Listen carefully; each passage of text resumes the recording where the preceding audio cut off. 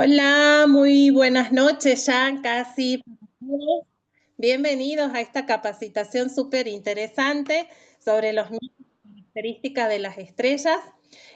Para eso nos acompaña Beatriz García. Como siempre, muchas gracias, Beatriz, por compartir todo esto con nosotros. Así que bueno, te dejo con la gente que se va sumando para que inicie esta capacitación. Bueno, muchas gracias Alicia. Buenas noches, buenas tardes a todos. Vamos a iniciar para que podamos tener tiempo para conversar eventualmente, posteriormente. A ver, déjenme ver dónde están estas cosas que tengo que compartir. Bueno, tienen que vamos a poner en modo presentación. Muy bien, díganme si lo ven a pantalla completa porque hoy no abrí mi celular. Creo que sí. Sí, sí se ve. Bueno, perfecto. Bueno, muchas gracias. Como saben, esto es parte de un ciclo de 3 encuentros. Vamos a ver si hay interés, podríamos eventualmente seguir, pero por el momento estamos abordando estos primeros encuentros. Y para este pensamos invitarlos a hacer un viaje entre las constelaciones y las estrellas que las conforman, no todas, por supuesto, sino algunas para prestar atención a historias que nos cuentan las estrellas, las constelaciones y que han sido generadas a lo largo de toda la existencia de la especie humana. Cuando hablamos de características de las estrellas, tenemos que tener en cuenta algunos datos fundamentales. Yo no voy a ahondar, no va a haber una diapo especial para cada uno de estas magnitudes o de estos valores que les estoy mostrando, pero sí quiero detenerme brevemente en que cuando uno aborda el tema de las estrellas, aunque sea a través de la observación directa, a ojo descubierto del paisaje celeste, hay que tener en cuenta que cuando hablamos de las magnitudes, hablamos de los brillos de las estrellas, es lo que detecta el ojo, el brillo es la percepción, pero la magnitud física o astronómica se denomina magnitud. Y en la manera en que podemos distinguir estas magnitudes que percibimos como brillo están absolutamente relacionadas con la característica del ojo humano. El ojo humano tiene una gran habilidad de adaptación al medio que lo rodea y se conecta con el mundo exterior de varias maneras. Cambia el foco, sabemos que el cristalino es una lente multifocal, modifica la entrada de la cantidad de energía que llega al ojo, cerrando o abriendo el iris, ese diafragma que constituye el color del ojo y que tiene un círculo central, que es la pupila, que tiene un mínimo de 2 milímetros y un máximo de 8 milímetros en condiciones de oscuridad. Ese máximo de 8 milímetros requiere de oscuridad importante. Ni bien hay luces prendidas, el diafragma se cierra automáticamente, entra menos cantidad de luz y esto protege la retina. Es importante que cuando uno trabaja a ojo descubierto, mostrando las características de las estrellas, mencione esto, porque la gente en general no conoce todas las habilidades y todas las características del ojo humano. Así como tiene una lente que puede enfocar lejos y cerca casi sin pensar, y tiene un diafragma que se abre y se cierra para dejar pasar más o menos cantidad de energía, más o menos fotones, tiene una película fotosensible que se llama retina y allí hay células especializadas que se denominan conos y bastones. Los conos sensibles al color y los bastones células que se activan cuando la iluminación está reducida, cuando la intensidad de luz es baja. Y esas son las células activadas durante la observación astronómica. Los bastones no tienen la capacidad de distinguir colores y por eso Durante la noche uno tiene muchas dificultades para distinguir los colores. Y eso hay que mencionarlo porque a ojo descubierto en general es dificultoso. Los únicos colores que podemos distinguir relativamente fácil, aunque hay que también entrenar un poquito el ojo, son los colores de las estrellas. Pero ni bien ponemos el ojo en un telescopio y observamos un objeto más tenue, vamos a ver que en general lo detectamos en escala de grises, en blanco y negro. No vamos a ver ningún objeto ni con binoculares ni con telescopio, igual que lo vemos en una imagen de un diario, revista o enciclopedia. Esas imágenes están preparadas de manera especial, están en color intensificado.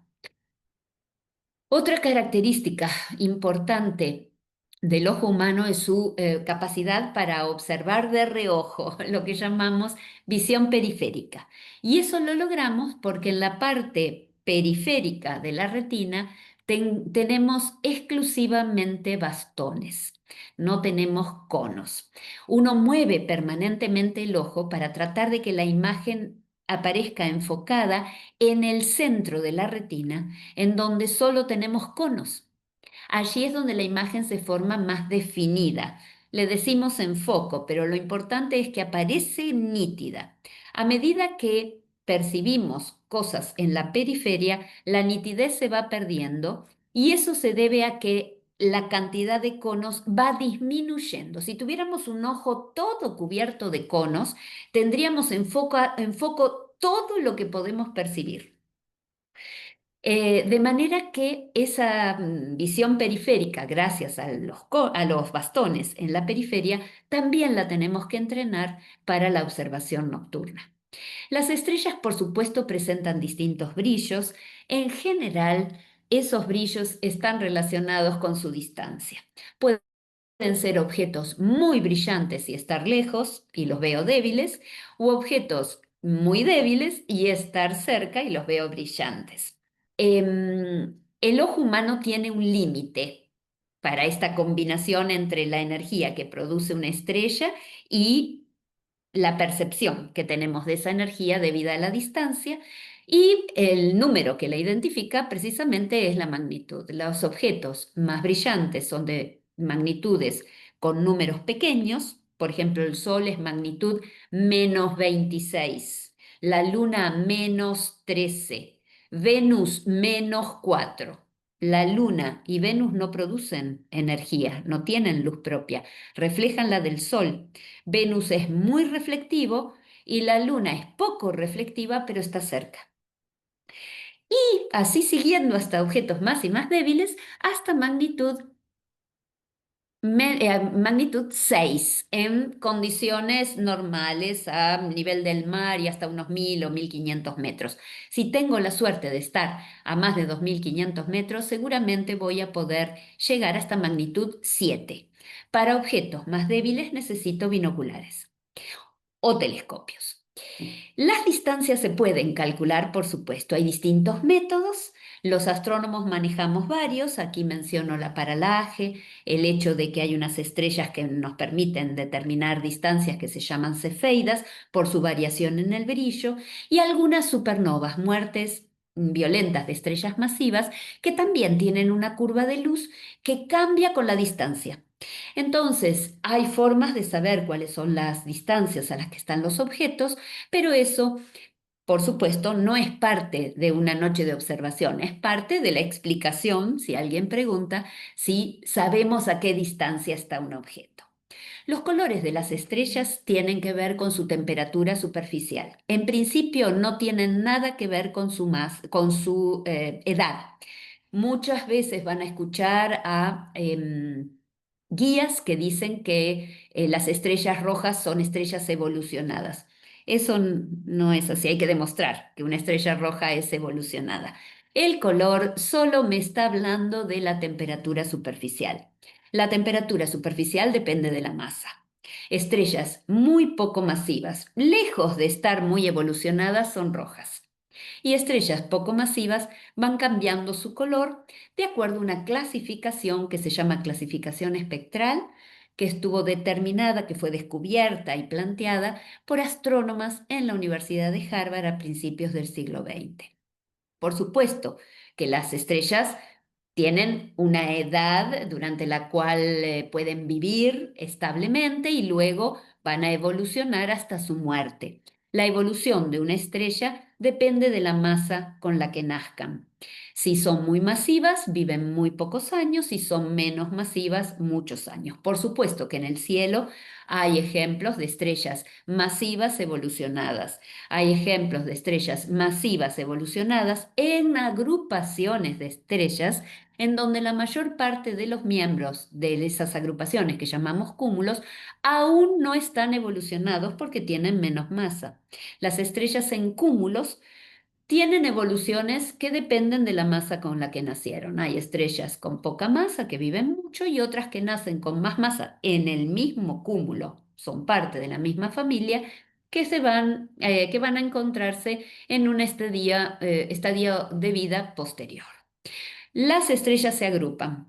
Dos estrellas constituyen una binaria, más de una decena constituye un cúmulo; puede haber abiertos, en general en el plano de la galaxia, y globulares se encuentran en el halo, en la envoltura de la galaxia. Y por supuesto, las grandes agrupaciones estelares son las galaxias. Las estrellas están distribuidas en todo el universo, pero mi visión, la visión de todos nosotros, es limitada. En principio no sabemos a qué distancia está. Decimos que se encuentran en una esfera que envuelve la Tierra y que llamamos esfera celeste. Podemos distinguir la proyección del plano de la Vía Láctea sobre el cielo. Y también agrupamos a las estrellas dándole algún significado, algún sentido en lo que llamamos constelaciones. La inspiración de la esfera celeste es la esfera terrestre. La diferencia es que nosotros estamos parados sobre la Tierra y en la esfera celeste estamos en el centro, estamos adentro de esa esfera. Allí, en esta abstracción que es antiquísima, que se la debemos a los griegos antiguos, es donde están, muy entre comillas, las estrellas que los griegos llamaban estrellas fijas. Como hemos mencionado en otros encuentros, el cielo nocturno fue estudiado desde tiempos inmemoriales. Se puede transformar ese cielo en un reloj, en un calendario y en una brújula. El reloj necesita del reconocimiento de constelaciones y de las líneas que las representan. El calendario en un primer momento requiere de las constelaciones que llamamos del zodíaco, que es donde el plano de la órbita de la Tierra corta la esfera celeste. Y por supuesto, para transformar el cielo en una brújula, necesitamos puntos en la esfera celeste. Por ejemplo, ubicar los polos celestes, que son el lugar en el cielo, en la esfera celeste, donde el eje de rotación de la Tierra corta dicha esfera. Y el polo, que era geográfico en la Tierra, se transforma en polo celeste. Nombrar estos conjuntos de estrellas en el cielo, por supuesto que tuvo una importancia práctica. Ayudó a los antepasados de los seres humanos en su aprendizaje, pero aquí he mencionado que ese aprendizaje estaba relacionado con la orientación en el tiempo y el espacio, que es cierto, pero va más allá que la orientación en el tiempo y en el espacio. La importancia práctica del cielo es que conocerlo implica aplicar ese conocimiento a la vida cotidiana, más allá del aprendizaje vinculado con el tiempo y el espacio, más allá que la orientación sobre el planeta, más allá que la decisión que se debe tomar del momento de la siembra y la cosecha. Todos temas que están en todos los relatos históricos y antiguos y prehistóricos de los astrónomos del pasado. La astronomía implica una parte importante del comportamiento del ser humano. El ser humano es parte de la evolución de un planeta que se comporta de determinada manera desde el punto de vista astronómico. Y por eso todo el funcionamiento del cuerpo humano tiene un contacto con los fenómenos celestes. Diferentes culturas alrededor de todo el planeta identificaron, sin lugar a dudas, las figuras en el cielo estrellado. Los astrónomos modernos todavía usamos los grupos de estrellas que llamamos constelaciones cuando las representamos con su figura mítica. Y en general, cuando las unimos con líneas, les damos otros nombres un poco diferentes para resignificar lo que estamos haciendo. Lo importante es que estos grupos de estrellas no son grupos reales, no son objetos que estén relacionados entre sí, que se estén atrayendo o repeliendo por acción de la gravedad, por ejemplo. No, en general los objetos están a muy distinta distancia unos de otros. Uno los ve proyectados sobre el cielo formando determinada figura, por ejemplo, veamos esas 3 estrellas que vemos desde la Tierra y que dibujan un triángulo, que pueden llegar a ser estrellas, objetos que estén a muy distinta distancia de la Tierra, del observador. Recordemos que cuando observamos un objeto, la línea que une nuestro ojo con la estrella se llama línea de la visual. Bueno, estas 3 estrellas simulan un objeto real que existe en el cielo y que es el sistema de 3 estrellas que constituyen Alfa del Centauro, un sistema trapecio, en donde Alfa 1 y Alfa 2 del Centauro son una estrella binaria visual. Eso significa que con un pequeño telescopio se separan. A la derecha vemos una constelación que es emblemática, supongo que todo el mundo la reconoce, aunque no esté puesto su nombre, es Orión. La vamos a mencionar más veces, por eso se las presento aquí en la imagen superior, tal como se ve en el hemisferio norte. Las 3 Marías constituyen el cinturón de Orión. La estrella Betelgeuse es una supergigante roja, esta es roja y es una estrella evolucionada. Rigel es la estrella más brillante, la que sigue en brillo. Betelgeuse es alfa de Orión. Cuando vemos una letra griega alfa, eso significa el objeto más brillante a simple vista de la constelación. Rigel es beta de Orión. Verán que aquí sí puedo distinguir claramente los colores. Betelgeuse es roja, con una temperatura de unos 4000 grados en la superficie, y Rigel es azul, con una temperatura de unos 4000 grados, perdón, de 40.000 grados, un orden de magnitud de diferencia. 40.000 grados en la superficie. En la imagen inferior está Orión tal como la vemos en el hemisferio sur, con los hombros del cazador hacia el horizonte, su cabeza hacia abajo y sus rodillas hacia arriba.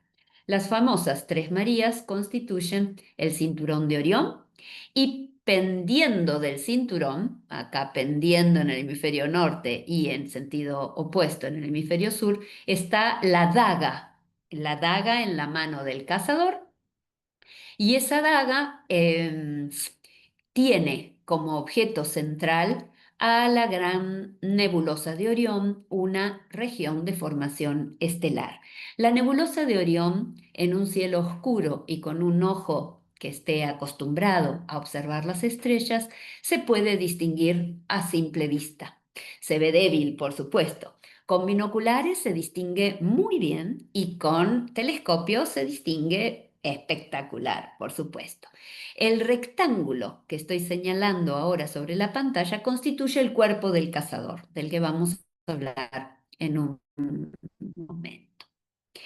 El sistema moderno de constelaciones al que adherimos los astrónomos en la actualidad consta de 88 regiones del cielo. Estas regiones las llamamos constelaciones. Estas están basadas en parte en constelaciones nombradas por los pueblos de la Mesopotamia, en algunos casos, Babilonia, que está en la Mesopotamia, donde el centro del mundo para la civilización caldea, Egipto y Grecia. Y hay una parte de constelaciones agregadas que completaron el cielo sur. Y también hay algunas regiones del cielo norte que habían sido ignoradas previamente por contener estrellas un poco débiles. Hay una diferencia en estas constelaciones entre las nombradas por los pueblos del pasado y las más actuales que llevan nombres del presente o bueno, mucho más actuales en el hemisferio sur. Por eso, por ejemplo, entre las constelaciones del norte está Orión, está Escorpio, Casiopea, Andrómeda, Cefeo, Pegaso, Perseo, etcétera, entre muchas otras. Y en el sur encontramos nombres como, por ejemplo, el telescopio, el microscopio, la brújula, la regla, la escuadra, la máquina neumática y otras que ya les voy a mencionar enseguida, que rápidamente uno puede comprender por qué han recibido los nombres que recibieron.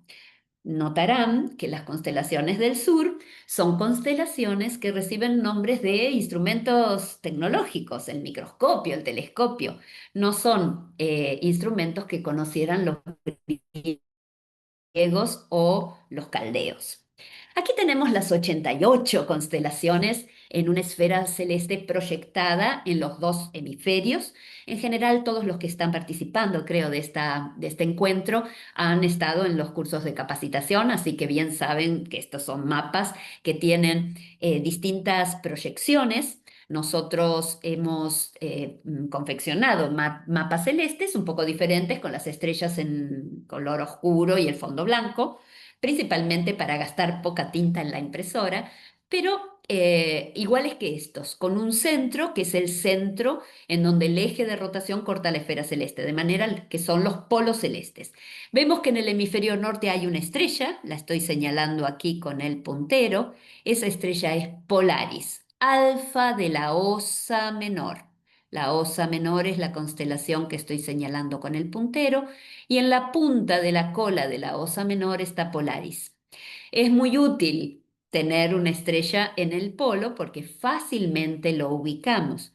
En el hemisferio sur, en cambio, no hay ninguna estrella en el polo sur celeste. Para ubicar al polo sur celeste, tengo que usar la cruz del sur y bueno, y usarla de una manera más o menos inteligente. Esa no es la Cruz del Sur, déjenme ver acá, es esta, la Cruz del Sur. Me la señalé porque ahora les voy a explicar una cosita. Esta es la Cruz del Sur. Me he dado cuenta de que la otra no es la Cruz del Sur simplemente porque fácilmente puedo buscar a las dos estrellas que son Alfa y Beta del Centauro. Recién les mencioné a Alfa del Centauro, un sistema triple, que constituyen el asterismo, no la constelación, el asterismo, los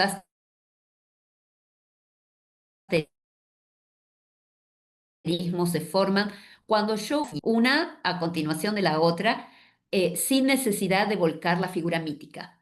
Y entonces puedo generar diversos asterismos.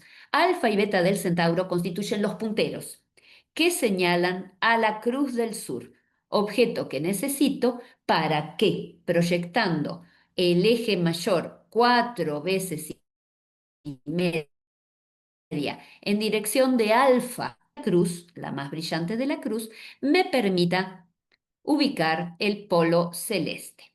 ¿Me están siguiendo? Porque me salió el cartel de conexión inestable en mi casa.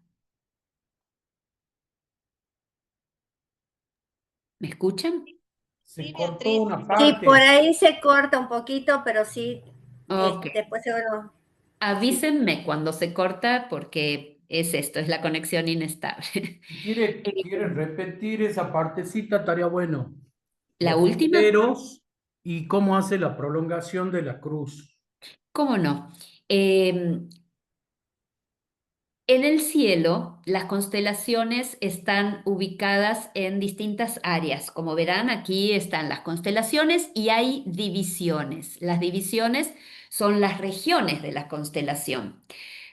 Las constelaciones están representadas por figuras míticas o figuras tecnológicas, como el telescopio, el microscopio, etc. Cuando yo uno las estrellas con líneas, por ejemplo, acá hay un triángulo, aquí hay un río, pero no importa, acá hay algo que yo les digo es un perro, pero está por aquí, y uno las estrellas con líneas, no tengo constelaciones propiamente dichas, porque no están las figuras míticas, tengo asterismos. Y entonces yo puedo generar asterismos uniendo estrellas de manera diferente a la tradicional para formar la constelación. Entonces, si voy al Centauro, que está por aquí, Alfa y Beta del Centauro son dos estrellas muy brillantes, visibles especialmente en el hemisferio sur, aunque también pueden distinguirse dificultosamente en el norte, pero es una constelación principalmente del sur, el Centauro. Alfa y Beta del Centauro, cuando yo las uno, genero el asterismo de los punteros. ¿Por qué se llaman así? Porque apuntan a la Cruz del Sur, que es la que necesito para ubicar el polo sur celeste, en donde no hay ningún objeto que me ayude, como sucede en el hemisferio norte, en donde sí hay una estrella que es Polaris. Bueno, una vez que yo ubiqué la Cruz del Sur, a partir de la proyección del eje mayor, la Cruz del Sur tiene un eje mayor y un eje menor. Y las 4 estrellas más brillantes de la cruz son alfa, beta, gamma y delta, en orden de brillo decreciente y siguiendo el movimiento de las agujas del reloj. Es imposible equivocarse, porque a veces entre alfa y beta el brillo, bueno, parecen medio iguales. No lo son, pero es a veces un poco difícil darse cuenta. Pero sí, desde la base de la cruz, que es la que forma el eje mayor, la más brillante del eje mayor, yo me muevo en el sentido de las agujas del reloj, voy a tener alfa, beta, gamma, delta, y en los cielos bien oscuros voy a ver épsilon, una estrellita que está metidita más hacia adentro, fuera de lo que consta, pero que es parte de la misma constelación. Con el eje mayor de la cruz, en dirección a la estrella más brillante en la base de la cruz, tengo que proyectar ese eje 4 veces y media, 1, 2, 3, 4 y media, y entonces voy a tener la ubicación del polo sur celeste, donde el eje de rotación corta el cielo.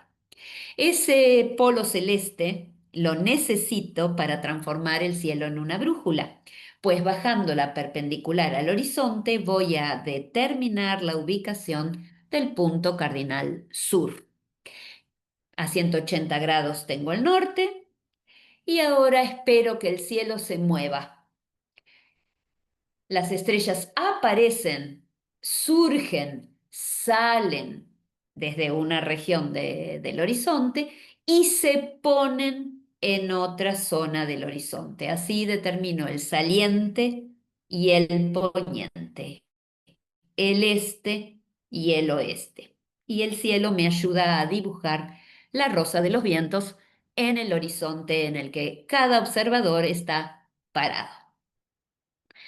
Como les decía, las líneas que dibujan las constelaciones fueron utilizadas por las personas para encontrar el camino en el cielo durante siglos y yo diría milenios. Aquí tenemos dos, todas se pueden unir de esta manera. Son constelaciones relativamente conocidas. Una es Leo, acá está la cabeza del león y su cuerpo, y esta es Cáncer, el cangrejo. Verán que están invertidas respecto de las figuras míticas, sí, porque así las vemos en el hemisferio sur, sobre todo al león, que es más fácil de identificar con el animal al que está representando y en términos generales las constelaciones siempre están allí para recordarnos algo y contarnos alguna historia. Empecemos por pensar en los mapas celestes de la antigüedad, allí donde los antiguos habitantes de la Tierra volcaron sus deseos, sus dudas, su búsqueda de explicación a la vida cotidiana.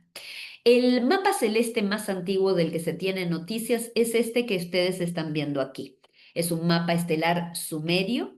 Está datado en el año 3300 antes de Cristo.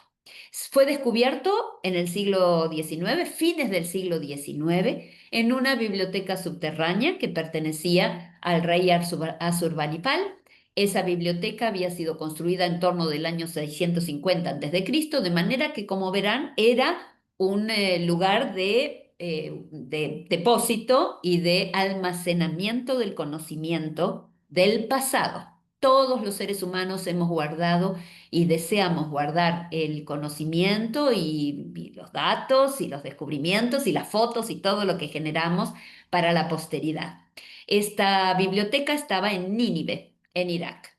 Se la conoce también como astrolabio, es un mapa estelar, es un instrumento antiguo y además de tener esta forma de círculo, tiene medidas angulares precisas y muestra el conocimiento astronómico muy avanzado de los sumerios, de los cuales tomaron el conocimiento los caldeos. En Egipto también hay algunos registros absolutamente impresionantes. Si nos vamos a un lugar que se llama Denderah, allí se encuentra lo que conocemos como Templo de Hathor, una deidad egipcia. En el cielo raso del Templo de Hathor, en la ciudad de Denderah, está este mapa celeste que vemos en la parte superior a la derecha, cuya traducción a un dibujo está en la parte inferior. En este mapa vemos las constelaciones egipcias y nos damos cuenta de que conocían perfectamente el polo celeste, conocían perfectamente las constelaciones que llamamos eclipticales, que son las del zodíaco, y también reconocemos algunas constelaciones que ya no existen más, como por ejemplo la constelación del hipopótamo, la constelación del cocodrilo. Son constelaciones que han dejado de existir para los pueblos que siguieron en cuanto a la historia a los egipcios. Pero otras como el toro, los peces, el león, el escorpión y el aguador, que es la constelación de Acuario, ya estaban registradas en esto que se denomina eh, mal, mal denominado horóscopo de Ra. Aquí lo vemos con un poquito más de ampliación y es bueno mencionar que la datación, no esperen que, not now, la datación es dudosa. Miren la franja de tiempo entre el 2500 y el 50 a.C. Es difícil de datar este bajorrelieve, es un bajorrelieve, y se estima que los colores originales de este maravilloso horóscopo, acá vemos mucho más detallado el hipopótamo, por ejemplo, los colores son los que están aquí detallados en la imagen de la derecha. Todos los edificios egipcios estaban pintados de colores llamativos como los que vemos aquí. Bueno, es inimaginable lo que debió haber sido este conjunto de conocimientos, estos templos pintados como los pintaban los egipcios y en donde contaban todo su conocimiento y volcaban el conocimiento que tenían del cielo en particular y de la naturaleza en general. Mucho más cerca en el tiempo podemos ver que también los romanos habían, no me voy a detener en los egipcios porque de los egipcios sabemos bastante, voy a tomar algunas cosas posteriormente para contar algunos mitos simplemente. Recuerden que lo que les estoy contando es una absoluta selección personal. De cada tema que estoy planteando hay enorme cantidad de información que ustedes pueden ahondar, por supuesto. Esto es un pantallazo, es una aproximación a vuelo de pájaro, pero de un pájaro que vuela rápido, sobre distintas cosas que tal vez no sean tan conocidas. Simplemente una muestra de lo mucho que uno puede hacer cuando se dedica a la observación del cielo y a contar lo que el cielo tiene disponible para los que quieren aproximarse a él. Este es un calendario romano. En realidad, más que un calendario, lo que vemos son las constelaciones del zodíaco. Aquí la inspiración es griega, por eso vemos claramente a los gemelos, al toro, a los peces, a la cabra, Capricornio y Sagitario. Acá está Sagitario, por supuesto, la S y Capricornio, la K, y el cangrejo, otra K. Es decir, es simple, es del siglo I de nuestra era, pero no es exactamente como uno lo imaginaba. Es una muestra de lo que los romanos también manejaban. Sabemos que es romano, ya no necesitamos una datación de miles de años antes de Cristo. Vemos que hay números por todos lados, son los números que conocemos y que aprendemos en la escuela, los números romanos. Ahora, si damos un salto tremendo al ya la era moderna, diría yo, aunque pretelescópica, porque el telescopio se inventa en 1608 y es usado en astronomía en 1609. Como ven, la uranometría, que así se llaman los catálogos en donde los astrónomos y yo diría dibujantes, grabadores, pintores, artistas de la época, representaban a las constelaciones. Todas las constelaciones disponibles y conocidas, no solo las del zodíaco. Aquí está representado Tauro y enfrentado a Tauro está Orión, quien en el cielo nos cuenta una historia asociada con esta lucha con el toro que representaba al Minotauro. Las uranometrías fueron hechas por muchas personas y los dibujos asociados con las constelaciones son producto de la imaginación de esos astrónomos artistas. Johann Bayer es uno de ellos. En 1603 publica su uranometría. Vemos a las estrellas más brillantes de cada una de las constelaciones. Aquí está Tauro, formando esta V corta que yo estoy marcando con el puntero. Esa V corta que constituye la cabeza del toro es un cúmulo abierto que se denomina Híades. Y enfrentándose al toro, por supuesto, está Orión. Verán que Orión tiene un mazo en una mano y en otra hay muchas personas que lo representan con un escudo, pero aquí lo vemos con una piel de león que cumplía las funciones del escudo. Hay muchos mitos asociados con cada constelación, no hay uno solo. Es una visión de Orión como si viéramos la esfera celeste desde afuera. Es bastante impresionante esto, porque hay que hacer la imagen especular de Orión en vez de dibujarlo tal como la vemos. Todas las uranometrías, exceptuando una que les voy a mostrar enseguida, presentan a las imágenes de las constelaciones como si las viéramos desde afuera de la esfera celeste. Aquí vemos un detalle también de la uranometría de Bayer. Es Leo, el león, porque les mostré el asterismo y por eso quiero mostrarles ahora el león. Verán que este está dado vuelta con la estrella más brillante de Leo que se llama Regulus, el rey. Hay un mito y debo decir que es un mito porque no está probado, asociado con la estrella de Belén, que dice que la estrella de Belén en realidad fue una conjunción planetaria de Venus y Júpiter que se observó en dirección a la constelación de Orión, perdón, de Leo, de la constelación de Leo, Venus y Júpiter en conjunción en Leo, y que la estrella más brillante se llama Regulus, el rey, porque se refiere precisamente a Jesús.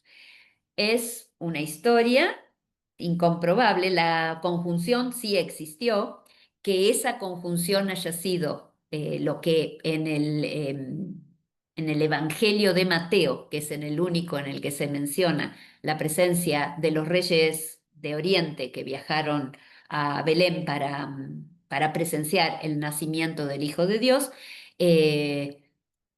no se sabe si la estrella de Belén fue realmente la conjunción planetaria, pero cada vez que uno mira a Leo y ve su estrella más brillante, Regulus, el rey, bueno, se podría referir al rey de la selva, pero esa consideración y esa concepción del león como el rey de la selva es reciente.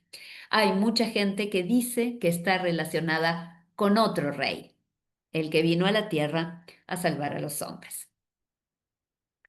En la uranometría de Bayer, en su edición de 1661, como verán, Bayer vivió bastantes años, porque la otra es de 1603, en esta edición aparecen las constelaciones del hemisferio sur que se consideraban exotiquísimas.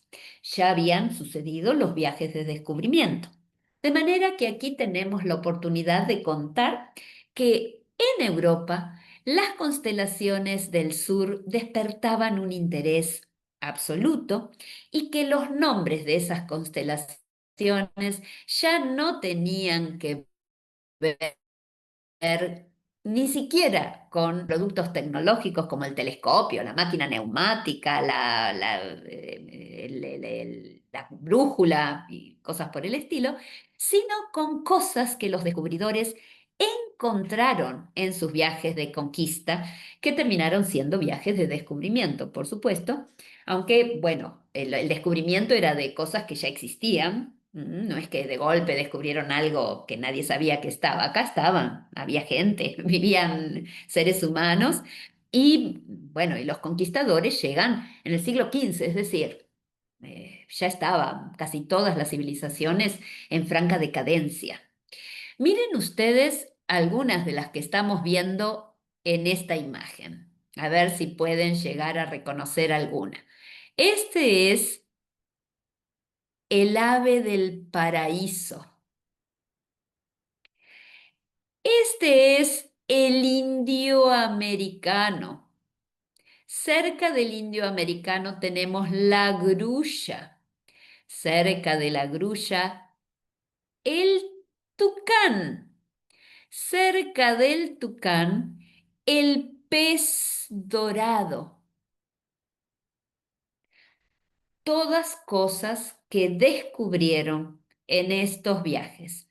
Impresionante que en un trabajo de grabado de 1661 ya estuvieran presentes estos objetos que, como les decía, llamaban la atención y cuya explicación de por qué estas constelaciones estaban allí, de dónde salieron sus historias, salieron de la observación directa de América, del paisaje terrestre con el que se encontraron los conquistadores. Aquí tenemos la misma zona, la zona del polo sur celeste, pero con la innovación en cuanto a al dibujo que le debemos a Hevelius. Hevelius construye una nueva uranografía entre 1690 y 1777. Aquí tenemos al indio americano, al pavo real, a la grulla, al fénix, al tucán, al camaleón, a la hidra, una serpiente gigante de agua. Maravilloso, ¿verdad? Sí, espectacular, diría yo. Una cosa impresionante. Y a la derecha la representación de Bayer, la representación de Velius y la de Bayer. Como ven, si bien son las mismas estrellas y son los mismos nombres y seres, en primer lugar, una es especular respecto de lo que veo en el cielo y la otra es lo que veo desde adentro, esa imagen desde el centro que es la Tierra. Y por otro lado, verán que la grulla se la imaginan no de la misma manera y el pavo real tiene sus modificaciones, lo mismo que el tucán.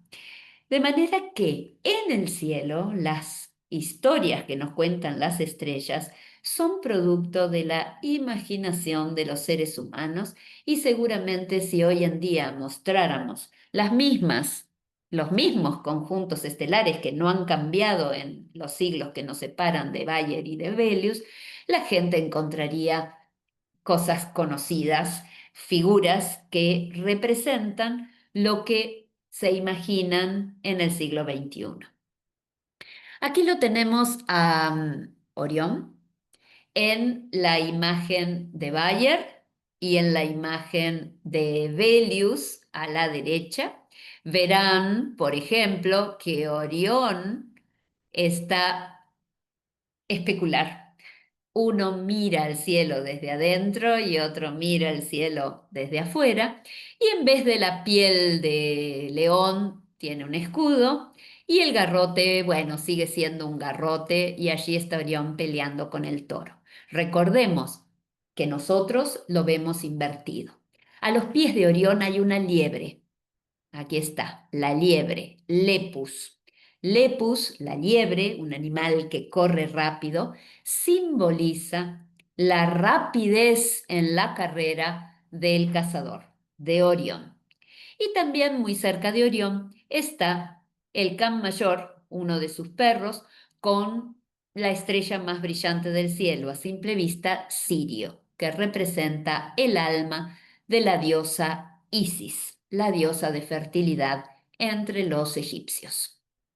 El cinturón de Orión, tal como lo vemos aquí en el sur, en esta imagen del Stellarium, que ya creo que todo el mundo lo conocen, es uno de los espectáculos más bonitos y más identificables del cielo nocturno en verano, entre, diría, octubre y abril. Entre octubre y abril lo tengo en el cielo, en pleno verano toda la noche, y el asterismo característico de Orión lo constituye su cinturón, las tres Marías, las llamamos las tres Marías, las tres estrellas que se encuentran en la parte central del cuadrilátero que representa el cuerpo. Aquí nuevamente tenemos a Betelgeuse, la estrella roja en uno de los hombros, y a Bellatrix, la estrella azul en otro de sus hombros.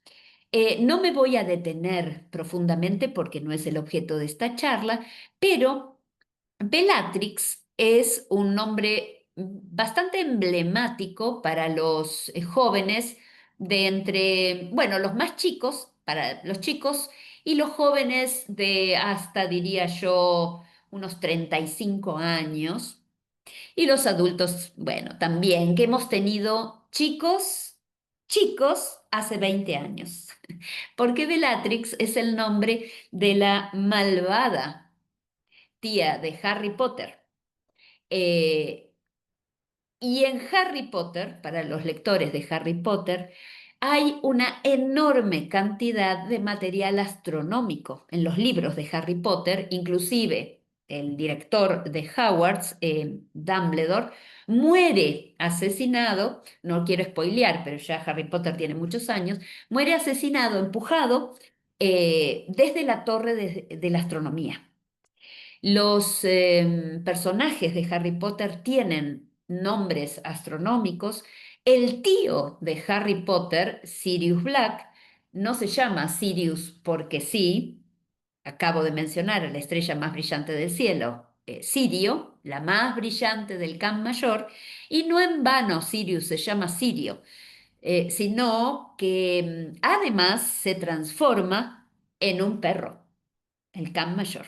De manera que si ustedes tienen personas en el grupo que son lectores de Harry Potter, les aseguro que hay muchísimo material, inclusive hay una maratón Harry Potter con estrellas y constelaciones mencionadas en el libro que se puede hacer invitando a la gente en el mes de mayo, aproximadamente mayo. Tienen que haber varias constelaciones en el cielo. Hay algunas que en el hemisferio sur no podemos incluir, por ejemplo, Draco, la constelación del dragón. Draco Malfoy es uno de los protagonistas de Harry Potter. Bueno, lamentablemente no va a estar porque el dragón, Draco, es una constelación del hemisferio norte. Volvamos entonces a las tres Marías. Las tres Marías se llaman, estas tres estrellas, Alnitak, Alnilam y Mintaka. Mintaka, la que está mirando a Orión hacia el oeste, Alnilam en el centro y Alnitak más hacia el este. Y sus nombres fueron dados por los árabes. Todos son nombres árabes. Mintaka significa cinturón. Al-Nilam significa cadena de perlas. Y Al-Nitak también tiene por nombre el cinturón. Es decir, son como repeticiones sobre un mismo tema con distintos términos árabes, señalando sin lugar a dudas el cinturón de Orión. En el libro de las estrellas fijas, escritos por un famosísimo astrónomo árabe que se llamó al-Rahman al-Sufi, lo conocemos como al-Sufi, la constelación de Orión tiene un lugar preponderante y es el lugar en donde aparecen por primera vez, sin lugar a dudas, escritos los nombres de las tres estrellas que conforman el cinturón de Orión. Este libro se cree que está datado aproximadamente en el año 960 de nuestra era. Recordemos que la uranometría de Bayer es de 1603. En el 960 los árabes ya trabajaban bastante con el cielo, por supuesto. Fue escrito en árabe. Fue una tentativa de crear una síntesis de todo el trabajo astronómico que estaba presente en el Almagesto, que es el libro de Ptolomeo que incluía el conocimiento egipcio tras la quema de la Biblioteca de Alejandría. Y que además incluía toda la tradición indígena árabe, es decir, los árabes tienen pueblos originarios también que fueron conquistados y dominados por los egipcios y por los griegos y por varios pueblos, pero que conservan esa tradición a través de los antiguos escritos. Orión está representado aquí, como les decía. Este grabado, esta representación está en el Museo de Bagdad, por suerte, porque no todo está en el lugar originario. Al-Sufi hizo algo maravilloso porque en esta misma época él encontró algunas cosas particulares. Creí que estaban aquí, pero se las voy a decir. No sé, creo que vienen luego. No les voy a spoilear lo que vienen después. Vamos a pasar un poquito más hacia nuestros días, aunque no tanto porque Al-Sufi también en el libro de las estrellas fijas dibujó la constelación que vemos aquí resaltada, destacada y con la constelación, la figura mítica y el asterismo, y es Ofiuco. Ofiuco es la 13ª constelación del zodíaco. Hay 88 constelaciones en la esfera celeste, pero a lo largo del año uno tiene una serie de constelaciones por donde parece moverse el Sol cambiando cada día, diría yo, un grado, y para moverse de una constelación a otra, algunos días. Lo hemos visto en una de las capacitaciones, así que yo no me voy a detener. Lo único que les voy a recordar es que esas constelaciones que están en el camino aparente del Sol, porque estando sobre la Tierra nosotros vemos el Sol proyectado en una determinada constelación en un momento del año. Cuando la Tierra se mueve, vamos a ver el Sol cambiando su proyección sobre el cielo y en particular entre Escorpio y Sagitario, Ofiuco está metiendo sus piecitos en la eclíptica, con lo cual Ofiuco es la 13ª constelación del zodíaco. Aquí lo vemos en su asterismo, las estrellas unidas por líneas imaginarias, y aquí en la representación de Ofiuco. Ofiuco significa el que domina las serpientes y está en el medio, está dividiendo la única constelación que es dividida, la constelación de Serpens. La cabeza, Serpens caput, de Serpens cauda. Ofiuco representa a un médico. Hay muchas variedades de mitos asociados con Ofiuco. Nos quedamos con uno, el que lo representa como el gran médico griego que se llamó Esculapio, el padre de los centros de salud llamados asclepiones, en donde la gente iba a curarse en cuerpo y espíritu, en donde había médicos que atendían a la gente utilizando medicamentos, muchos de ellos extraídos del veneno de las serpientes, y además había un spa y un teatro y un gimnasio, porque nadie se cura atacando solo los problemas del cuerpo. Aquí lo vemos un poco más, con más detalle. Esta representación, se podrán imaginar, es de Flamsteed y el portador de la serpiente, Ofiuco, lo vemos claramente entre Escorpio y Sagitario, sosteniendo a la enorme serpiente. En los asclepiones, estos centros de salud creados por este médico, había una frase a la entrada, en la puerta de entrada, que decía: esta puerta no la puede atravesar la muerte.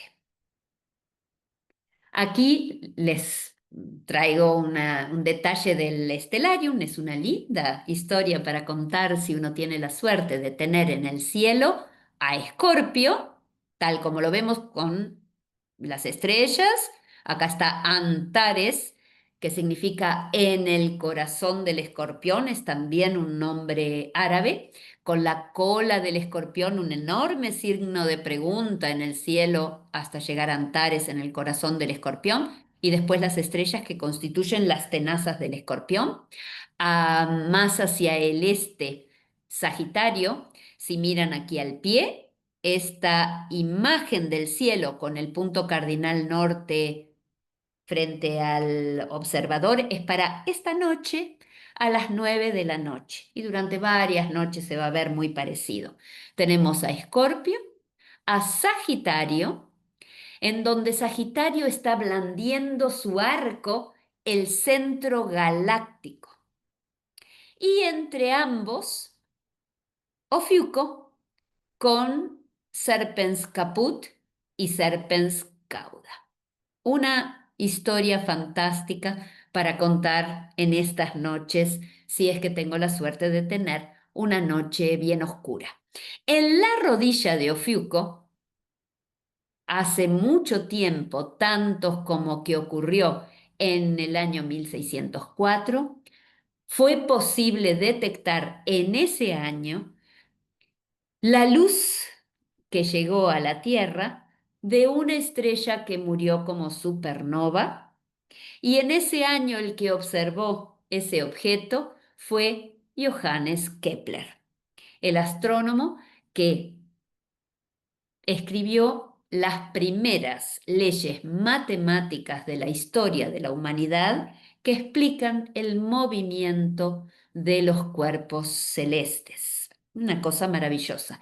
Y que hoy en día ya no se ve como una estrella súper brillante en la rodilla de Ofiuco, sino que es este objeto que vemos aquí en un color intensificado, maravillosa fotografía, de lo que ha quedado de esa muerte, lo que se denomina remanente de supernova. Con un telescopio es posible detectarla.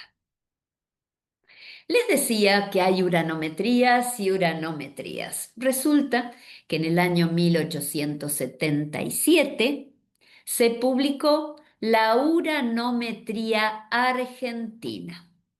Aquí, en el Observatorio Nacional, en el Observatorio de Córdoba, una persona y varios ayudantes guiados por esa persona, que se llamó Benjamin Gould, se dedicó a mapear con precisión las zonas celestes, las áreas en que se iba a dividir todo el cielo sur y publicó los mapas de la uranometría argentina como consecuencia de la fundación original del observatorio en donde ese trabajo se hizo, que es el Observatorio de Córdoba, fundado en 1871 por iniciativa de el que era entonces presidente, Domingo Faustino Sarmiento, y de su ministro de Educación, Nicolás Avellaneda.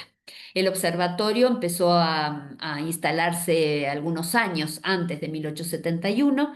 Sarmiento había sido embajador en Estados Unidos y lo había conocido a Benjamin Gould, un astrónomo famoso en su época, y lo invitó a hacerse cargo de la dirección del observatorio y a formar, entrenar astrónomos argentinos durante el periodo de tiempo que estuvo aquí en la Argentina. Gould estuvo aproximadamente 10 años en la Argentina y efectivamente entrenó a varios astrónomos que se hicieron cargo de la dirección, pero además de entrenar a los astrónomos, de gerenciar la construcción del observatorio, de hacer que se concretara y se finalizara, se dedicó a mapear el cielo sur y creó la uranometría argentina. Es una publicación famosísima en el mundo.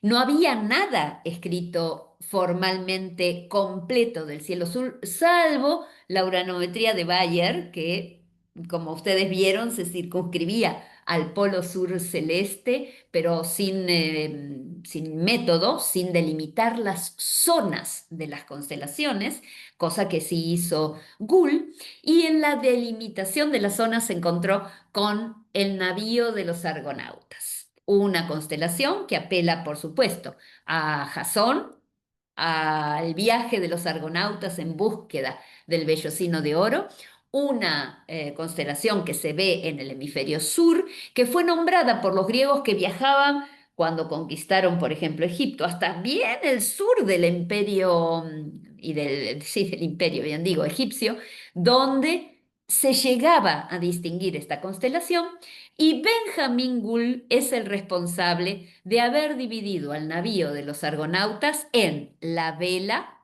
la popa y la quilla, carina, pupis y vela. En la imagen anterior les mencioné que la uranometría argentina había sido publicada en 1877. En 1887, en una reunión que se hace en París, donde participan 56 embajadores, y entre ellos había una persona de Argentina, y era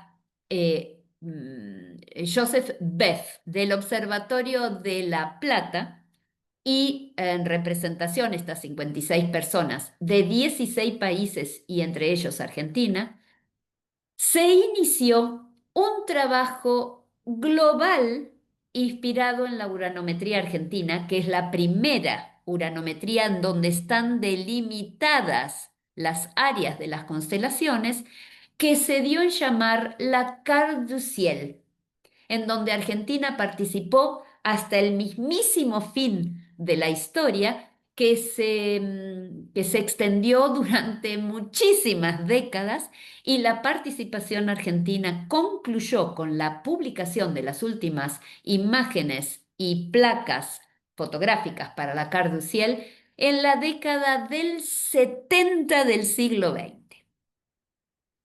Y ahora rápidamente vamos a pasear por algunas historias que seguramente muchos de ustedes ya conocen, la de Orión y Escorpio. Aquí estas dos constelaciones están juntas en el cielo en un momento del año determinado, que es entre abril y mayo. Esto obviamente es una casualidad, pero para los griegos no, y aprovecharon el hecho de que están juntas, pero nunca se alcanzan, no es que se mezclan. Cuando Escorpio sale, Orión se pone en este momento del año para narrar con estos dos personajes la famosa historia, una de las tantas asociadas con Orión, del por qué Orión está en el cielo y Escorpio también. Orión, el gran cazador, se había prometido a él mismo mostrar sus habilidades como cazador, exterminando o cazando a todos los animales de la tierra. Su madre, la diosa Gea, no podía permitir tal cosa y envió a un escorpión para darle muerte. El escorpión lo pica en el tobillo. Obviamente, el cazador muere, su madre lo eleva al cielo como una constelación, no solo Orión, sino que también lo eleva a Escorpión. Allí en el cielo, el Escorpión persigue eternamente a Orión sin darle nunca alcance, para que los seres humanos recordemos que hay que cuidar a la naturaleza y al ambiente. Podríamos decir que esta es una historia ecológica. La otra historia que me gusta, que está allí contada en el cielo, sin los protagonistas, pero por algo, es la de Orfeo y su enamorada, su amada Eurídice. Em, Ambos no están en el cielo, pero sí está el instrumento de Orfeo, que era una lira, un instrumento musical, la lira, un instrumento de cuerda, en el que Orfeo, bueno, tocaba de manera magistral y según la leyenda cuenta, podía comunicarse a través de la lira con los animales. Y de allí que muchos lo representen, como es el caso en esta representación que ustedes ven allí del Sky Map, como un pájaro. Orfeo, bueno, sufre una pérdida, la muerte de Eurídice, y entonces baja a los infiernos y convence al dios del mundo de los muertos, Hades, para que deje a Eurídice salir de ese mundo, que él la va a llevar nuevamente al mundo de los vivos y que, bueno, a cambio le va a dejar su lira. Bueno, Hades acepta con la condición de que no mire atrás hasta que el cuerpo de Eurídice haya salido por completo del mundo de los muertos, y eso solo va a ocurrir cuando la luz del sol la ilumine por completo. Orfeo no pudo esperar, dudó de que realmente Eurídice lo siguiera, y antes de que el sol la iluminara por completo, dio vuelta su cabeza y automáticamente Hades se llevó nuevamente a los infiernos a Eurídice, y detrás de ella fue Orfeo, dejando aquí para los mortales su instrumento, la lira, para que no olvidemos que también hay que ser un poco obediente. Aquí vemos este hermoso cuadro de Michel Martin Drolin, de 1820, en donde estamos viendo a Orfeo. Bueno, Zeus es el nombre del dios que convirtió a la lira de Orfeo en una constelación. No volvieron de los infiernos, miró atrás y Zeus nos hace recordar esta historia con la lira, allí una constelación. Aquí tenemos otra historia maravillosa de Casiopea, Cefeo y Andrómeda. Los tenemos aquí representados. Casiopea y Cefeo eran los padres de Andrómeda.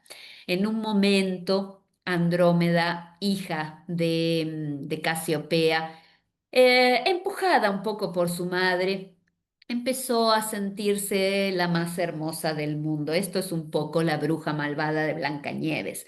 No había nadie más hermoso que ella y la madre la entusiasmaba, por supuesto, para que siguiera con ese pensamiento, pero cuando se atrevieron a decir que era más hermosa que los mismos hijos de los dioses, es que los dioses ya no pudieron aceptar semejante soberbia y vanidad, y entonces le dijeron a estos padres que habían malcriado a esta hija que iban a tener desgracias tremendas. Las desgracias que llegaron fueron en forma del ataque de los monstruos del mar a través de inundaciones y olas que tapaban ciudades enteras. Por supuesto que Cefeo fue al oráculo a ver qué podía hacer con esto, y en el oráculo la voz de los dioses fue implacable. Para poder salvar a su reino de este ataque de los dioses, debía dar en ofrenda a lo que él más quería. No necesitó mucho más Cefeo para saber que se trataba de su hija Andrómeda, y entonces la dio en ofrenda. La llevó al borde del mar, la ató con las cadenas que vemos aquí, que luego Andrómeda rompe, ya vamos a ver cuándo, y la dejó a su suerte. Y la suerte era que Cetus, el gran monstruo marino, se la llevara a las profundidades del mar. Andrómeda tenía un enamorado, era Perseo. Perseo había ido en este tiempo en que la madre la había entusiasmado como la más linda del mundo y Cefeo la había dado en sacrificio al monstruo marino, había ido a matar a la Gorgona, aquella figura con pelos de serpientes que cuando uno la miraba se transformaba en piedra.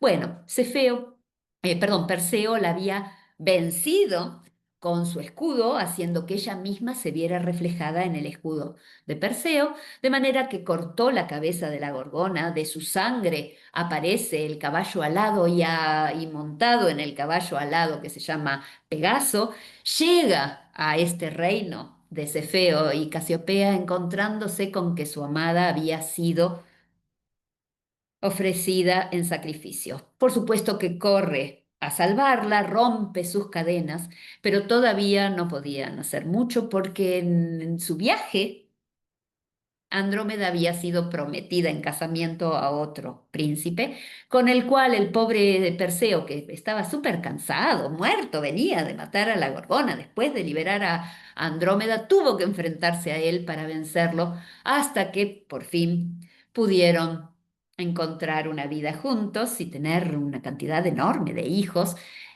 un mito que por supuesto nos habla del enorme poder del amor. Andrómeda, y por eso lo recordaba Al-Sufi, fue mencionada como galaxia en la constelación de Andrómeda, que la vemos aquí dibujada por Al-Sufi, fue mencionada por primera vez en el libro de las estrellas fijas, es decir, el primero que advierte que hay, además de una constelación, una nubecita en medio de esta constelación y que esa nubecita podría ser un conjunto de estrellas, y de hecho lo es una galaxia completa, es Al-Sufi. Por eso Andrómeda es una constelación, es un mito, por supuesto, y es una galaxia.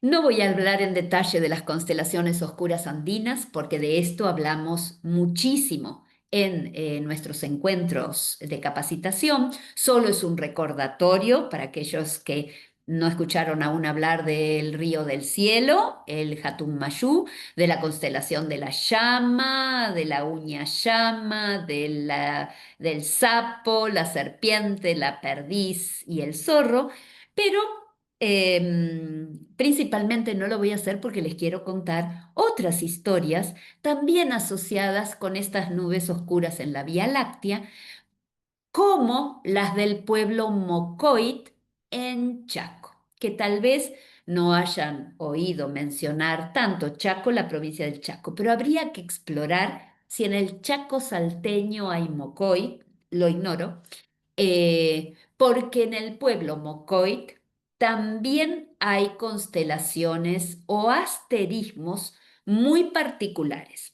El especialista en este tema es un astrónomo y antropólogo argentino que se llama Alejandro López, y en particular, si quieren saber más sobre los asterismos Mocoit, en este link que ven en la diapositiva lo van a encontrar. Yo solamente voy a mencionarles dos de estos asterismos. Uno es el Mañic, el ñandú en el cielo Mocoit, que como ven, aquí está dibujado sobre el fondo de la Vía Láctea, su cabeza se encuentra en el saco de carbón para los astrónomos, pero en la constelación de la Perdiz para los pueblos andinos.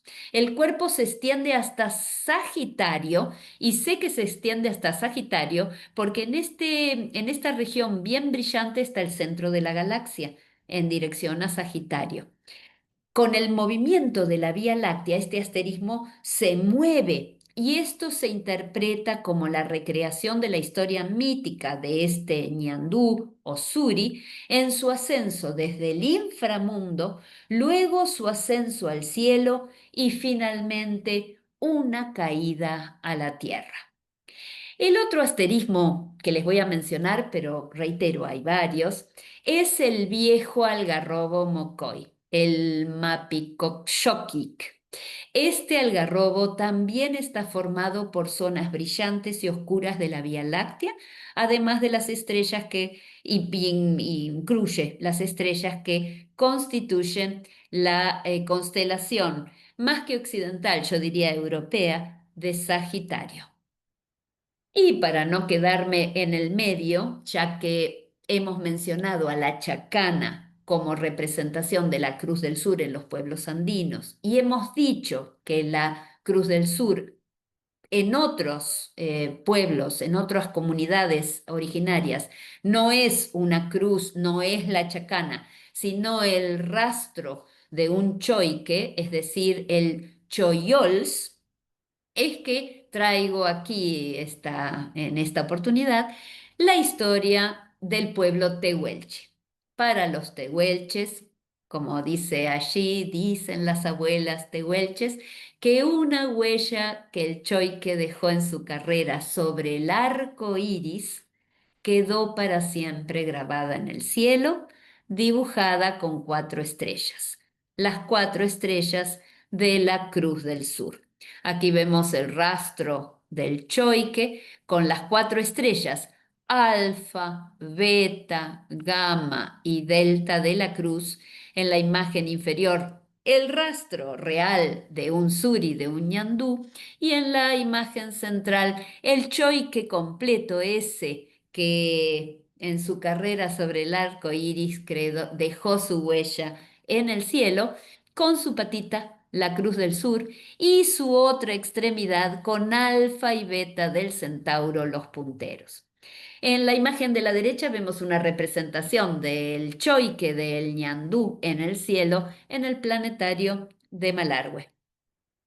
Y para terminar, quiero decirles que en el año 2007, la UNESCO, en combinación con la Unión Astronómica Internacional y varios países que lo propusieron, hicieron o plasmaron lo que conocemos como Declaración sobre la Defensa del Cielo Nocturno y el derecho de ver a las estrellas, el derecho a la luz de las estrellas.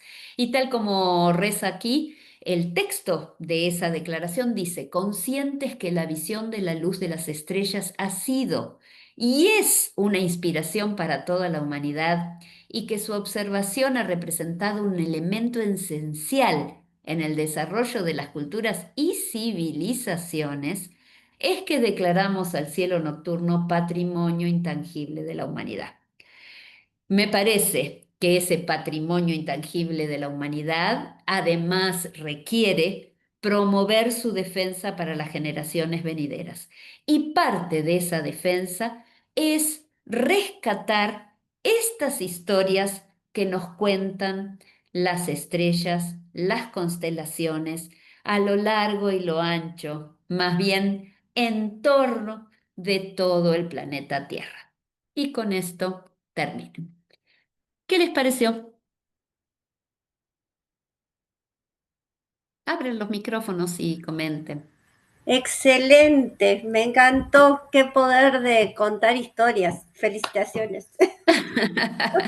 Esa es la idea. Todos tenemos el poder de contar historias, todos conocemos algunas. Hay muchas que no conocemos. Por eso quise traer algunas que no conocemos tanto, como la de los Mocoit. Y de los pehuelches y de los puelches y de los guaraníes también las hay. Es decir, todas las comunidades originarias tienen sus historias. Algunas se entrecruzan y otras son completamente originales. Y es bien interesante rescatar algunas. Nadie tiene que saber todo, pero cuando uno trabaja con las estrellas como parte de su actividad cotidiana, por ejemplo, los astrónomos, o por ejemplo, la gente que hace turismo astronómico, es bien lindo saber unas cuantas historias para no quedarse solo en el tema de acá está la constelación de Orión y esta es la de Escorpio. Hay muchas cosas que podemos contar. De las tradicionales, bueno, todos los mitos griegos están en las estrellas. Yo les conté unos poquitos, porque hay más.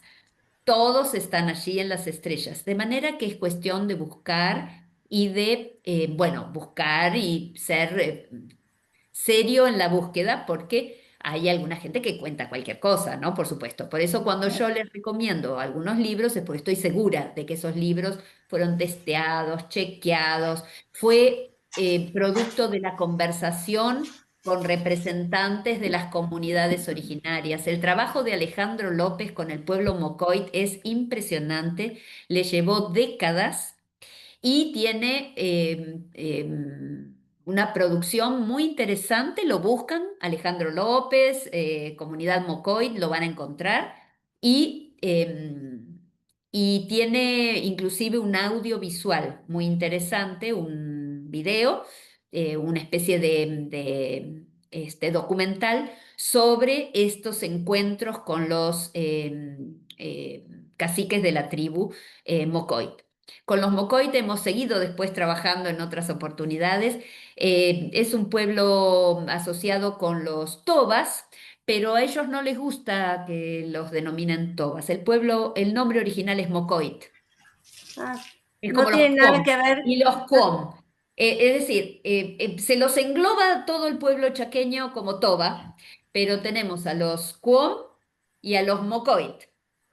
Es decir, parece que todo fuera lo mismo, pero vieron en Salta que hay una enorme cantidad de comunidad, Muchísimo. bueno, y de lenguas, y son todas diferentes. Bueno, quise traerles también un poquito de un pueblo no tan conocido, pero habría que ver si en el Chaco, porque esto es todo del noreste Ujú. argentino, ríos Pilcomayo, Bermejo, es decir, no es del noreste de la Mesopotamia. Ahí la predominancia es guaraní. Exacto. Los Abá Entonces, guaraní.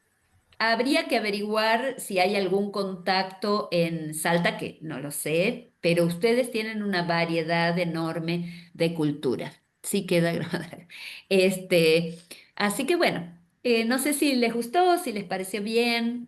No, creo que no me extendí mucho en las cosas que ya habíamos visto para que no se haga repetitivo.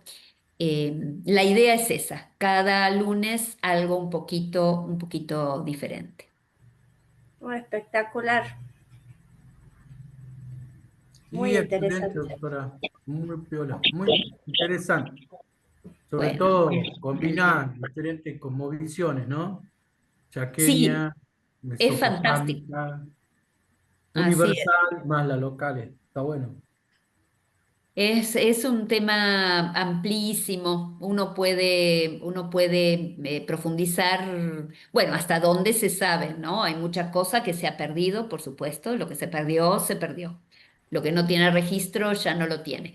Pero aquello que se ha podido rescatar, sepan que está rescatado, que está hallable en distintos formatos y que ha sido estudiado de manera muy profesional por muchos antropólogos, etnólogos, arqueólogos, astrónomos, de manera que, bueno, hay que buscar esas conexiones con el mundo académico, pero también vinculado con las cosmovisiones locales, tratando de no entrar en la parte de adivinación y la parte, nosotros ahí ya no nos metemos en el tema de cómo se usa esto para, bueno, ahondar en algunas actividades de los pueblos que tienen que ver con su cultura y con su cosmovisión, vinculados con la adivinación, con la predicción de cosas, de buenas vidas o malas vidas, buenos nacimientos, malos nacimientos a partir de la adivinación. Ahí nosotros no nos metemos porque eso es parte de la cultura profunda en donde ya no podemos entrar. Probablemente no haya manera de probar ese tipo de concepciones, ¿no? De por qué uso a las estrellas en el culto. Ahí ya no podemos hacer mucho. Lo que yo les cuento son cosas que se pueden verificar. Por supuesto que los mitos son mitos y uno puede contar la historia que nos cuenten nuestros mayores. Más allá que después digan, bueno, pero yo también uso a las estrellas para, bueno, predecir un buen nacimiento. Bueno, ahí nosotros, ya saben, no nos metemos, no decimos nada porque es inverificable. Y las pocas cosas que se han estudiado, o las muchas, como por ejemplo el horóscopo tradicional europeo, ¿no? Ahí hay trabajos científicos para tratar de demostrar si efectivamente el horóscopo tiene algún tipo de influencia o pasa algo con las personas. Y la verdad es que no pasa nada, no hay ningún tipo de relación entre lo que es una persona y la constelación bajo la cual nació, según los astrólogos. Y ahí hay que andar con cuidado de no mezclar. Recuerden que la propuesta nuestra siempre es académica. Es algo basado en relatos míticos y ancestrales que están en ese campo. Relato mítico ancestral. Y si me voy a las estrellas, no, ahí ya no hay una influencia sobre mi vida cotidiana. Lo que hay allí son las figuras que se imaginaron los seres humanos y lo que escribieron en las estrellas, porque los griegos, los mitos son previos a la invención de la escritura griega y por eso los griegos enseñaban, era su pizarrón el cielo. Allí tenían las historias que utilizaban para educar a los ciudadanos. Por eso los mitos tienen moraleja, todos tienen moraleja, no son cualquier cosa. Todos tienen moraleja. No hagas esto, hacerle caso a fulano y ahora compórtate de esta manera. La vanidad, la soberbia es mala, etcétera, etcétera. Eh, Están allí escritos. Esas Dis- historias que sirven para la vida. Discúlpame, Beatriz, una preguntita. Con respecto a las constelaciones oscuras andinas, Sí. ¿qué bibliografía se puede consultar? El libro que he recomendado y que creo que está disponible en los lugares donde dejamos la bibliografía, pero si no se los vuelvo a mandar, es el libro de Gary Hurton. Se lo Ah, anoto sí, aquí. no, En el cruce de Gary Hurton es el nombre de sí, Gary no lo Hurton. pude conseguir, pero Ah, bueno, no, pero ya voy a... nosotros lo tenemos en PDF. Eh, Ah, sí, sí, sí. Después a través de Javier o en el, no sé si María Fernanda, si estás en el grupo de WhatsApp, no, lo. Ah, bueno, no, no es la estoy, oportunidad pero para bueno, sumarte. ¿Vos venís desde el buenísimo. astroturismo o No, desde? yo empecé hace, esta es el segundo encuentro del que participo y Ajá. y la verdad que me interesa mucho todo lo que tiene que ver con lo andino y lamentablemente me perdí los encuentros anteriores. Así que me encantaría estar en el grupo de WhatsApp y bueno, poder ver la bibliografía anterior. Bueno, el grupo está manejado por Javier y por Alicia, así que yo solamente ahí pongo la información Ahí ya y pongo mi número de WhatsApp, mi número de teléfono, así me bueno, pero de alguna manera incluyo. llegaste a esta reunión, no sé bien Sí, cómo. no, por Te supuesto, sí, anotaste, sí, sí, por escribiste. turismo, sí, por por acá, por San Carlos. Así que, San Carlos, qué lindo. Bueno, no sí, pudimos estar en San Carlos, pero ya estaremos en algún obvio, momento dando la capacitación. ¿Pero te dedicas al buenísimo. turismo? Estoy administrando un hostal que lo estamos remodelando y Qué lindo. estoy colaborando con la gente de San Lucas, que es un pueblo de acá cerquita que es maravilloso, yo estoy enamorada. Y ahí sí que la noche es impresionante. Bueno, mira qué bien. Ya tenés Ujú. ya tenés el objeto de estudio está ahí. Así que es cuestión de Seguro, que te vayas aparte, animando. no, sí, aparte soy escritora, así que me viene ¡Ay, al qué pelo. hermoso! Bueno, Sí, hay sí, sí. muchísimos relatos Muchas también. gracias. Sí, obvio que sí. Así es. Perfecto. Así que por Bueno, eso me encanta. Muchísimas gracias. no, por Doctora, favor. Sí, yo había prometido, y estamos en eso, de transcribir un libro, bueno, no, fotocopiar un libro de etnoastroarqueología. No sé si ujú, recuerda que tenía sí, algunos datos interesantes de los cielos oscuros. Y sí, después sobre Santa Rosa de Tastil, así es, ese estudio de Ercilia Naumann respecto al calendario. así Ahí, es. ahí, así que prontamente lo voy a terminar ya de escanear y lo voy a subir. Se lo mando a usted para el análisis pertinente y Muy después para bien, ¿ah?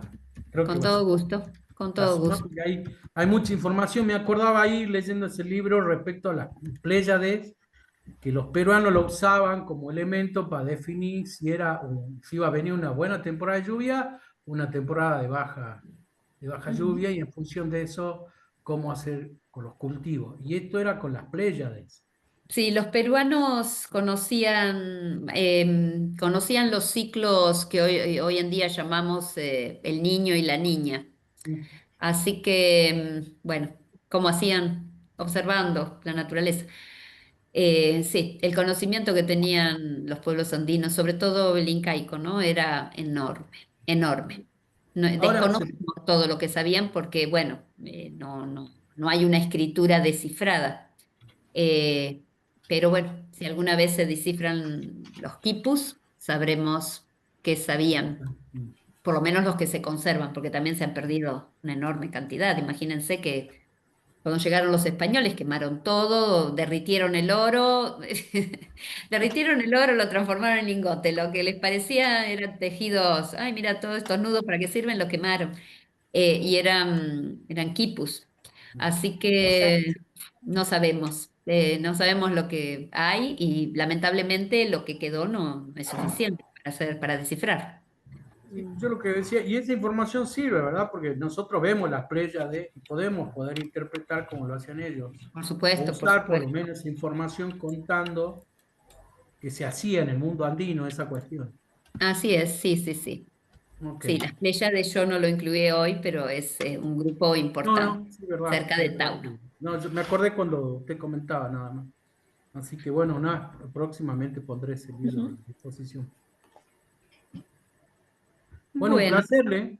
Impresionante. Siempre esta parte la más interesante de todas. Así que bueno, no estaría mal hacer otra. me alegro que le hayan pasado bien. El lunes que viene es el tercer encuentro. ¿Qué vamos a ver Recuerden ahí? que Todavía no está definido. sí estaba, pero no me acuerdo el título. Ok. El, es- el próximo encuentro va a ser el lunes 29, porque el lunes que viene nosotros tenemos el Estamos, milagro. estamos con el Y milagro, sí. Y el está, siguiente, y y el usted está con la... siguiente es el encuentro en Colombia. Esperen que denme un segundito, que voy a buscar el, la dirección web del encuentro. Esperen, Una consulta sobre el encuentro en Colombia de los chicos de San Antonio. ¿Nosotros podemos ser parte? ¿Podemos ver la exposición de ellos y la exposición del resto? ¿No? Bueno, acá está Jessica Yo la presente. estoy viendo, se ríe porque no quiere que la veamos, pero es un placer para Voy nosotros. a Además, porque está ponerles, hinchada. Así que voy a, hinchada, cada vez que hablé a ver, estamos hinchando. Va que ganar por goleada ahí. en No el hace chat falta, no hace acabo falta. de poner el link. Les puse en el chat el enlace a donde está todo el programa. Ellas están con una presentación el segundo día de pósters virtuales, pero tienen que mandar el video, miren, se tienen que apurar.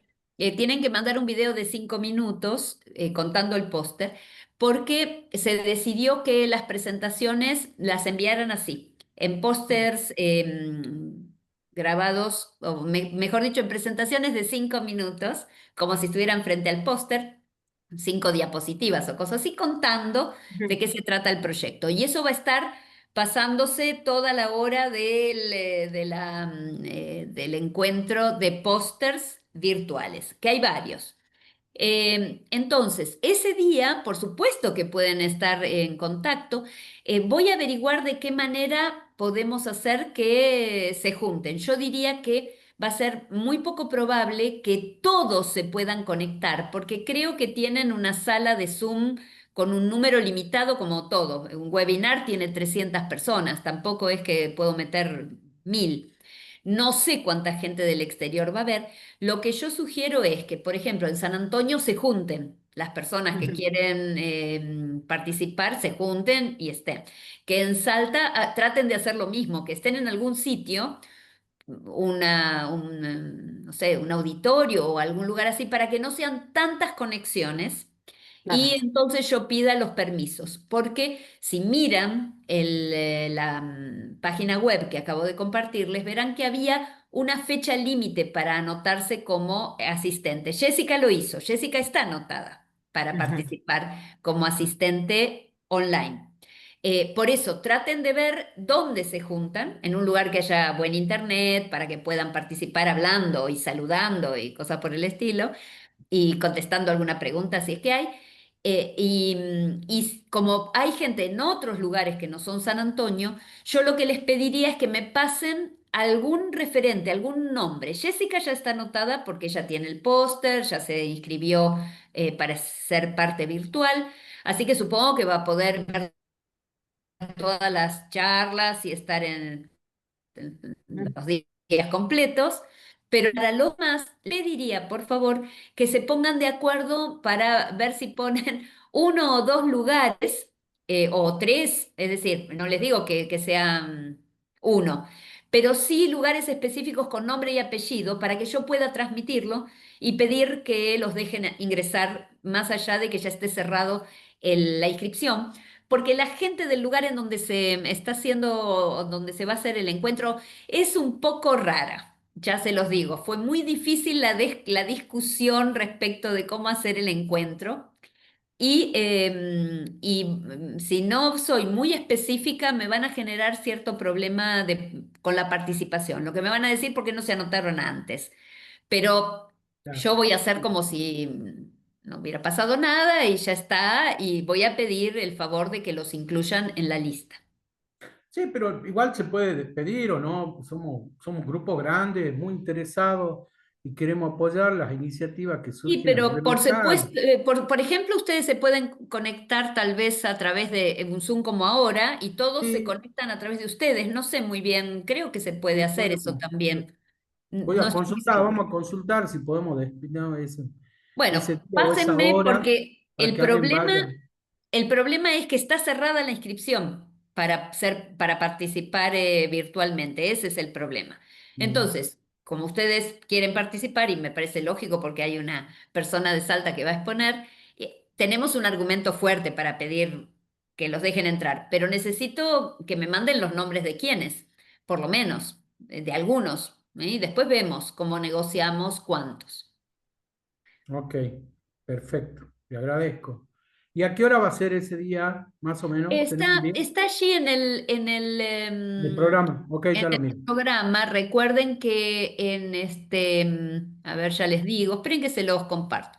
En Creo que era el, a la tarde, creo que era 7:30 o 8:30, una cosa así. es tarde En porque la tarde era. Está Es bueno. tarde porque Colombia está 2 horas más temprano que nosotros. Es decir, cualquier cosa que hagamos, ahora díganme si están viendo la página web. Sí, estamos viendo. Bueno, ahí está 22 al 25, pero no son todos los días, porque el primer día es de llegada y el último es de turismo, justamente. Aquí está el workshop de astronomía en los Andes. Astroturismo, comunidades comprometidas con el desarrollo a través del astroturismo. Y si bajamos un poquito, vamos a encontrarnos con, bueno, la ciudad donde se hace, etcétera, etcétera. Y aquí están los 2 días, acá los voy a poner. El 23 y el 24, como ven, es de 7:45 de la mañana, bueno, a esa hora no pasa nada. Acá arranca a las 8:30, que para Argentina son las 10:30. ¿m? La primera charla es 10:30 y todo se acaba a las 19, que para nosotros son las 9 de la noche, 21.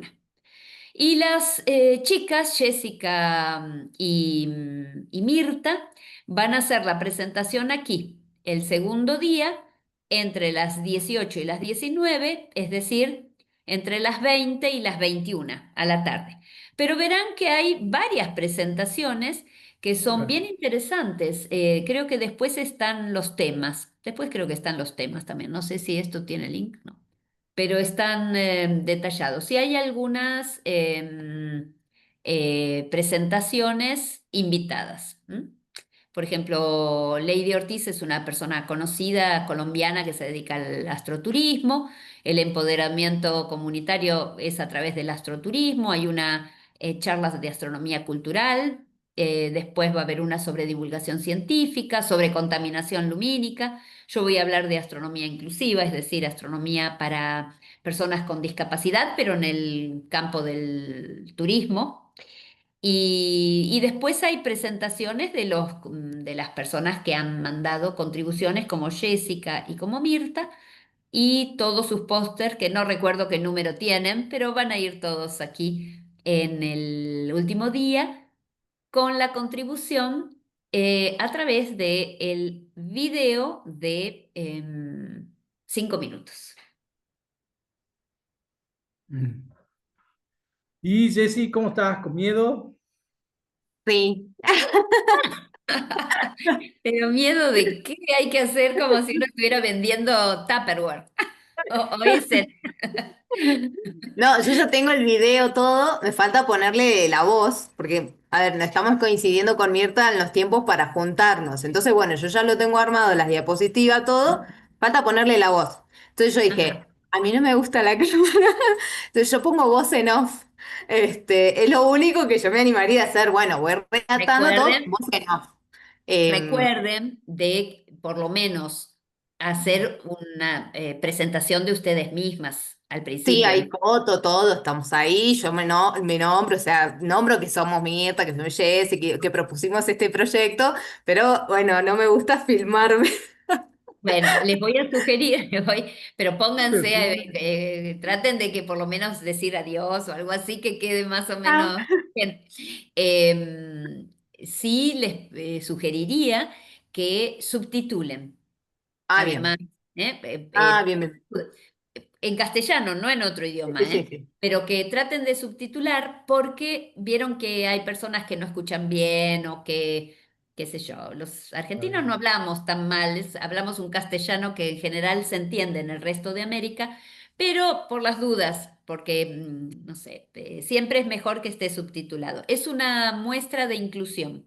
Ujú, Está bueno. ujú. Buen dato. Perfecto, perfecto. Así que bueno, Jessy, ¿hasta cuándo hay tiempo de mandar el video? No, no, tienen tiempo. Ah, No hay que mandarlo el sí. día del póster, pero no, no, no, no nos no. dijeron. Pero yo creo que yo les diría, les sugeriría que una semana antes estaría bien, Está bien. ¿no? Bien, El bien, bien, miércoles bien. de la semana que viene sería una semana antes. Claro, Pero sí, sí, sí. veámoslo antes de que lo manden, démosle una Sí, mirada, sí, ¿no? sí, sí. Sí, Así que sí, bueno. lo que Sí, necesite esté a ok. disposición. Estamos a disposición Bueno, de muchas todos. gracias, Javier. Sí, Gracias, Ay, Javier. soy ¿cómo yo. estás con la conexión ahí en San Antonio? ¿Bien? Mira, hoy estuvo bastante mal, porque a mí también me aparecía el cartel de que tenía mala conexión. Así que no sé si era porque está nublado, estuvo nevando, está feo, atípico en esta época. Así que bueno, calculo que es porque el clima no está acompañando. Esperemos que ese día esté todo bien. Está bien. ¿Ustedes lo hacen desde la MUNI, de la municipalidad o desde sus casas? No, yo calculo que va a ser acá desde casa. Calculo que será Ah, desde casa. está Es- bueno. es- Hasta ahora la Muni no me ha dicho, viste, che, júntense acá o les ofrecemos el espacio, así que calculo que será acá en casa. Ya, no, porque yo si querés puedo hablar acá en el ministerio para que se vengan acá a Salta, pero bueno, es un temita, un viaje y todo eso, ¿no? Claro, sí. Tendría que pedir permiso. A ver si me llega. No. Pero si querés lo consulto, ¿no? De ir a buscarte Eh, y traerte. La idea es que esa conexión esté brillando ese día porque te ves todo. Bueno, sí, también podría ser, entonces Sí, ahí pueden participar los pongan de en Salta la... también, los que querían participar de Salta, no sé. Ah, eso estaría lindo. Pongan en la placa de entrada, por favor, además del logo de la Muni de San Antonio, los logos de turismo de Salta, que han dado los cursos de capacitación. Pongan los logos de todas las instituciones. Alicia seguro te puede mandar el de turismo y el de Salta para que figuren en el... Bien, bien, bien. No, Sí, bueno, no no los tengo. tienen que figurar en todas las diapositivas, en la No, primera, no, no, en en la la primera primera. Ujú. diapositiva, ¿no? Tenés ellos también han creado su logo, ¿no es cierto? Tienen un logo personal ustedes Nosotros sí tenemos el Ellos emprendimiento. logo, tienen sí, un sí. logo del proyecto. Del Del emprendimiento, proyecto, sí, sí. creo que lo vi. Sí, está Sí, sí, bueno. sí. Bueno, querida, a Así que superar los bueno, miedos. Y el es miedo por eso que escénico. estamos... No, está muy bien. O sea, no nos vamos a ver más, directamente la vemos a ella la próxima charla, sí, así será. Ay, se me... La 29 con la próxima capacitación en la misma hora, a las 19:30. Que tiene que ver también con el turismo astronómico para todos, con lo que ella va a ir a hablar también a Colombia, el turismo inclusivo, el turismo sostenible relacionado con el turismo astronómico. Un tema bastante interesante también para el próximo encuentro. Y bueno, nada, desearle mucha suerte a las chicas de San Antonio Gracias. para la presentación. Vamos a estar acá desde Salta apoyándolas, obviamente. Gracias. Y a vos agradecerte, como siempre, la predisposición por brindarnos esta capacitación a todos a los interesados en el turismo astronómico. La verdad que la de hoy estuvo súper interesante, súper cautivante. Me quedé con ganas de más, así que me parece que vamos a la próxima. Bueno, Y me alegro mucho. la vimos la doctora en Cafayate ahí cuando estábamos mirando los cielos y ella nos contó una mitología, nos dejó locos a todos. Es muy lindo. Bueno, Excelente. esa es la idea, ¿no? Usar este tipo de contenidos para, bueno, sumar a la práctica general. Así es. Así que bueno, nada, muchas gracias. Gracias, Beatriz, como siempre. Gracias, Javi, por estar también ahí del otro lado y a toda la gente que hoy día estuvo Gracias a capacitando. ustedes. Nos vemos el 29 nuevamente. Que estén Nos Saludos, vemos todos el chicos, un 29. placer. Gracias, doctora. Chau. Mucha suerte. Adiós. Adiós.